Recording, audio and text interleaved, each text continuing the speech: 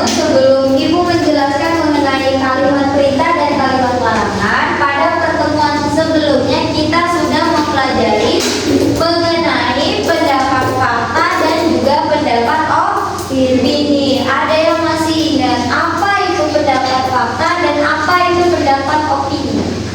Pendapat fakta adalah pendapat yang terbukti akan kebenarannya. Sedangkan pendapat opini merupakan pendapat yang belum tentu benar. Ya, sifat dari pendapat fakta apa? Objektif atau subjektif? Objektif. Ingat ya. Sifat dari pendapat fakta adalah objektif, sedangkan sifat dari opini itu adalah subjektif. Nah, untuk pendapat fakta, dia pendapatnya tetap tidak berubah-ubah, sedangkan untuk pendapat opini itu pendapatnya berubah-ubah.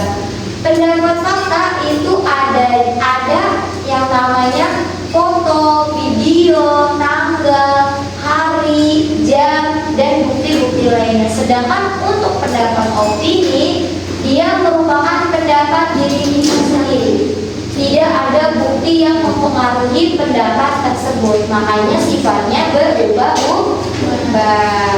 Nah, lanjut kita sekarang masuk ke materi inti, yaitu kalimat perintah dan juga kalimat larangan. Ada yang tahu kalimat perintah itu apa? Kalimat larangan apa? Kalimat perintah itu bisa disebut juga dengan kalimat imperatif.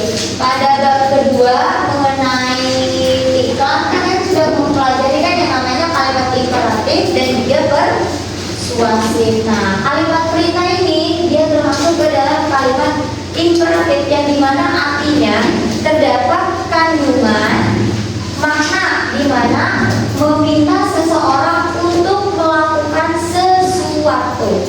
Sedangkan untuk kalimat larangan itu adalah kebalikan dari kalimat perintah, dimana kalimat larangan merupakan kalimat yang digunakan untuk meminta seseorang tidak melakukan sesuatu dan terkecuali, ya. Contohnya seperti jangan lari ke tengah jalan, nanti tertabrak. Nah, itu larangan. Bisa juga itu masuk ke perintah, bisa. Atau dilarang merokok, dilarang membuang sampah sembarangan. Nah, itu masuknya ke kalimat larangan. Nah, kalimat perintah juga memiliki beberapa ciri-ciri. Ada yang tahu ciri-ciri kalimat perintah apa? Pertama, adanya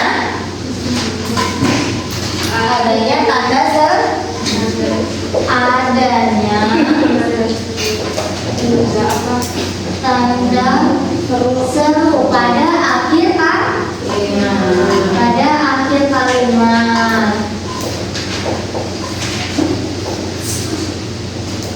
Kedua,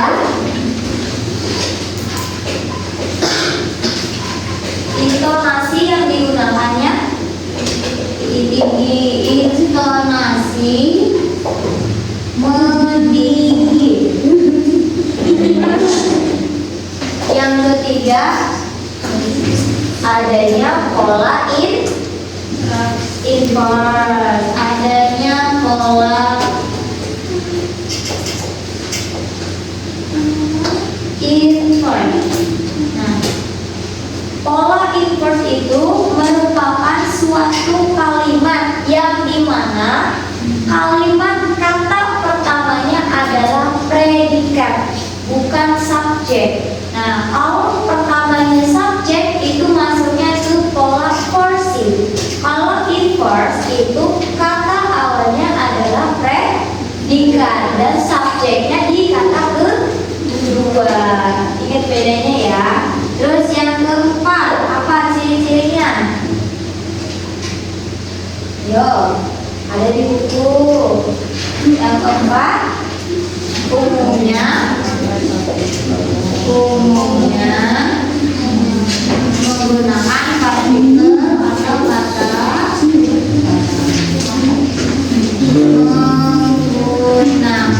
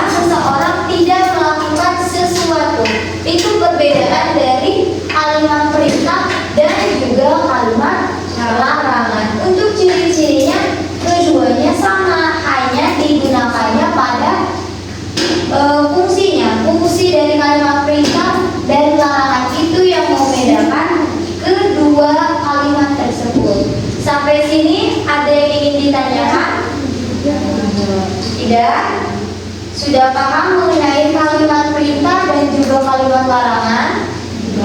Sudah. Nah, kalau seperti itu, Ibu ingin meminta kalian kerjakan tugas kelompok halaman 102 di buku paket ada di halaman 102. Kalian buat 8 kalimat, 4 kalimat perintah dan 4 kalimat larangan. Sekarang dikerjakan.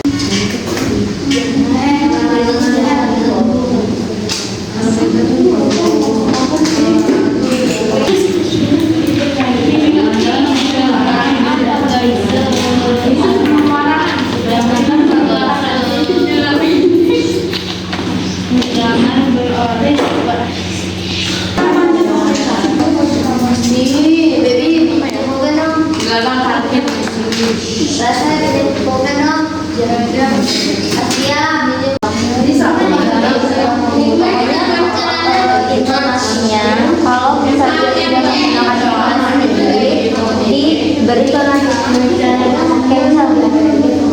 jangan buang sampah, jangan tinggi kan. Nah, bisa itu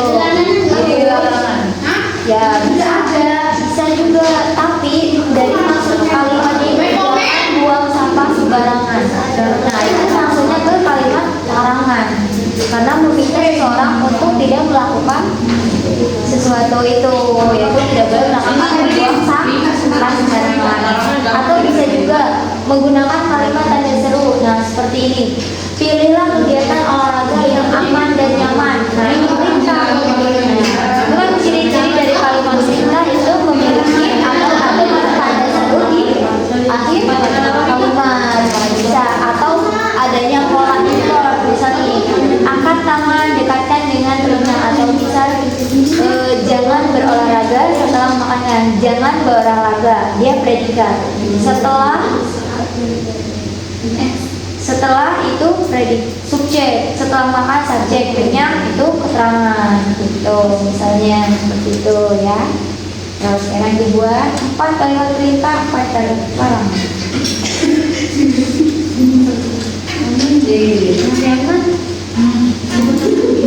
Jangan sampai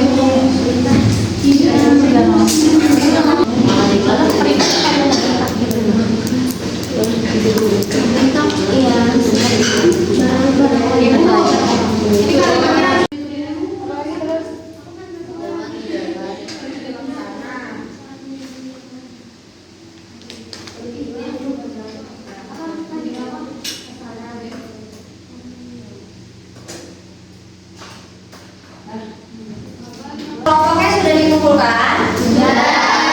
Sampai sini kalian sudah paham mengenai kalimat perintah dan juga kalimat larangan? Sudah. Nah, kesimpulan yang bisa kita ambil hari ini yaitu kalimat perintah merupakan kalimat yang memiliki faktor di mana kalimat tersebut digunakan untuk meminta seseorang melakukan sesuatu.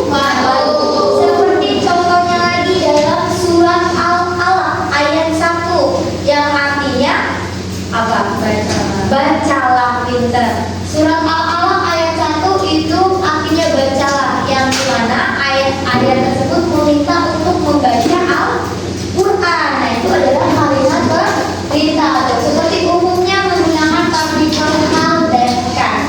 Bacalah masuk ke salah satu ciri kalimat perintah. Atau juga dalam surat Al-Lahab ayat 1 yang berbunyi binasakanlah kedua tangan Abu Lahab dan sesungguhnya dia akan binasa. Nah, itu masuk ke kalimat perintah. Nah, sedangkan untuk kalimat larangan merupakan kalimat yang dimana kalimat tersebut digunakan atau fungsinya untuk meminta seseorang tidak melakukan sesuatu. Contohnya dilarang merokok, nah boleh, atau dilarang meninggalkan sholat 5 waktu, contohnya seperti itu. Nah, sampai sini mengenai materi kita kalimat perintah dan juga kalimat larangan, apakah kalian sudah paham Sudah